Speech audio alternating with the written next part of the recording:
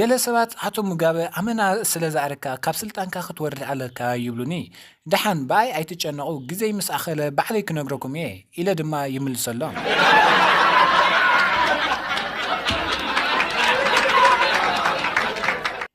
ደቂ ኣንስትዮ ሕብርታት ፀጉረን ክቀያየራን ከለዋ ደቂ ተባዕትዮ ድማ ዘለኣለም ኣብ ርእሶም ክነብራሎም ይፅልዩ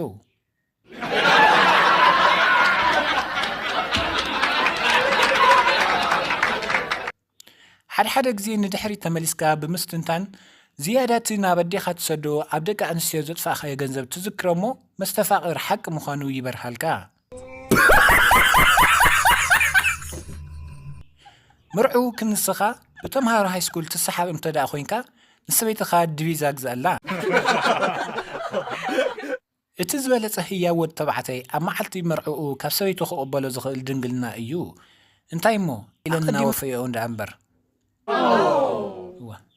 ነፍሲ ወከፍ ክፋል ሽጎማናኻ ብፅፈት ሓዛ እታ ሎሚ መቐመጫኻ ዝደረፅከላ ፅባሕ ገፅካ ክደር ዘላ ስለ ትኽእል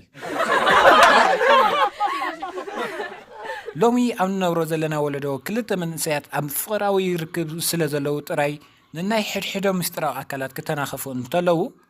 ናይ ሕድሕዶ ሞባይል መሓዝ ግን ክልኩል እዩ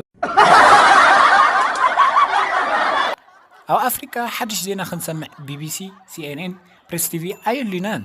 ጎረባብትና ደው ይበሉልና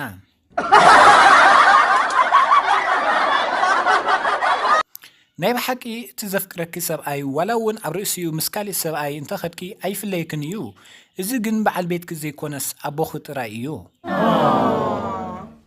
ሽጋራ ኣብ ወረቐት ዝተጠቕለለ ትንባኾ ኮይኑ በቲ ሓደ ወገኑ ሓዊ በቲ ሓደ ወገኑ ድማ ዓሻ ዝሓዘ እዩ ሰባት ሎሚ ንኽቐብሩኻ ኣዝዩ ክቡር ሳንዱቕ ሬሳ ተሸኪሞም ኣማይት ኪሎሜትራት ይጓዓዙ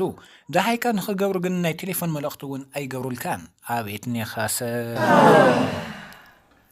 እታ እንኮ ኣፍሪቃውያን ብግቡእ ዝጥቀሙላ መጠንቀቕታ ባትሪ ለው እያ እቲ እንኮ ክተኣምኖ ትኽእል ጻዕዳ ድማ ዝሞተ ጥራይ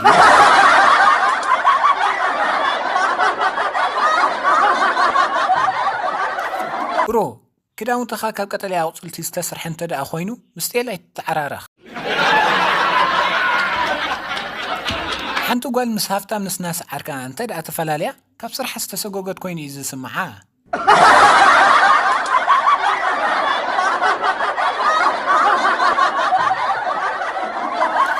መብዛሕትአን ደቂ ኣንስትዮ ድሕሪ መርዓ ዝረኽብኦ እንዳበልዓ ክንዲላም ይኾና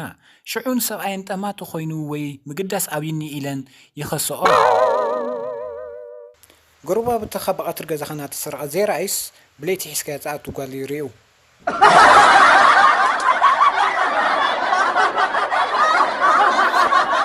መስተ መዓስ ክፈርሖ ጀሚረ መስለኩም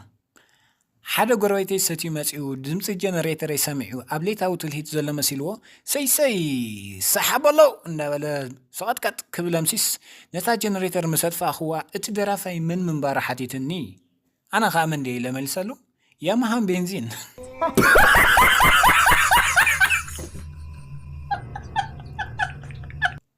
ብራዘር ቀንዲ ፍልሊ ኣብ መንጎ ይዕርኽትኻ ንስድራኻ እንዶ ክነግረካ ስድራኻ ኣብ ቅድሜኻ ጉድለታትካ ተዛሪቦም ብድሕሪኻ የድንቑኻ ኣዕርኽትኻ ግን ኣብ ቅድሜኻ ጽቡቕ ተዛሪቦም ብድሕሪኻ እዮም ዝሓሚኻ ወዲ ምዃን ሕሱም እዩ መመላኽዒ ይኹን መኳሓሓሊ የለን ክፉእ እንተደኣ ኮይንካ ኣኺልካ ክፉእኻ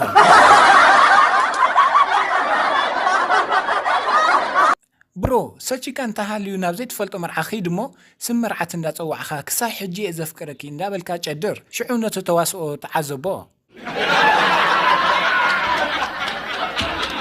ኣፍሪቃውያን ንጓልካ እንድሕር ደልዮማ ኣንታ እዛ ጓልካ ስባ ጎቢፀ እዮም ዝብሉኻ ሰበይተይ ተኣምነኒ ዶ ይተኣምነንን ኢልካ ብዙሕ ኣይትጨናነቕ ደቂ ኣንስትዮ ንገፀን እውን ኣይኣምንኦን እየን ስለ ዝኾና ድማ እየን ካብ ቦርሰአን መስትያት ዘይፈልያ ምስ ፍረሽ ተምሃሪት ሃይስኩል ፍቕሪ ክትምስርት ትኽእል ኢኻ እቲ ሽግር ዝኸውን ግን ንደራሪልካ ናብ ሬስቶራንት ምስ ወሰድካያ በቲ መመገቢ ካራ ገይራ ኣብ ጣውላ ስማን ዕለትን ክትፅሕፍን ከላ እዩ ዝመፅእ ፀገም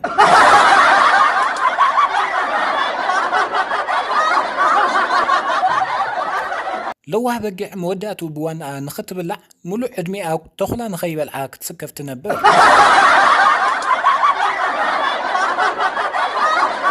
ብሮ እቶም ናይ ዓለምና ኣቃላት ዝበሃሉ ዓማዊል እቶም ኮንዶም ዝገዝኡ ጥራሕ እዮም ምክንያቱ ኩሉ ግዜ ድሓን ንዕኡ ቅድመ ፋንዎ ኣይህወኽን እየ ምስ በሉ እዮም